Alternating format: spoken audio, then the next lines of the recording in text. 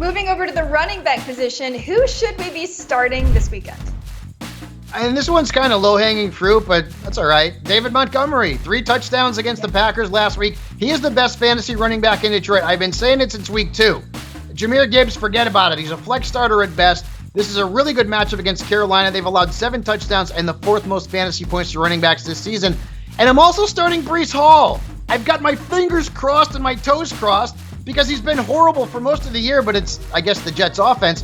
But this is a great matchup. I mean, Denver's defense has allowed 4 running backs to score more than 20 points. 4.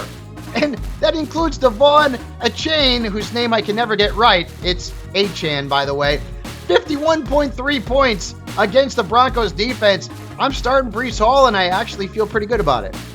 Yeah, the Broncos defense is so bad that I actually picked up Zach Wilson for a Superflex League. So yeah, I'm with you. Start players versus the Broncos. I think that's a must. All right, who are we sitting at the running back position?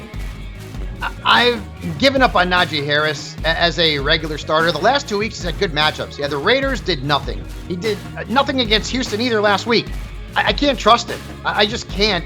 When you look at the numbers, I mean, the Ravens defense is tough on backs. They've allowed just 1 touchdown and fewer than 18 points per game to the position this year.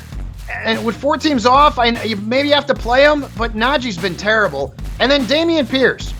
He's had a couple of good games in a row. It's been better, but Houston's offense has been much more explosive through the air than it's been on the ground, to the surprise of just about everybody out there. When you look at the numbers, too, only the Cowboys have allowed fewer fantasy points to running backs than Atlanta through the first 4 weeks. So it's not a great matchup. Pierce is a risk-reward flex.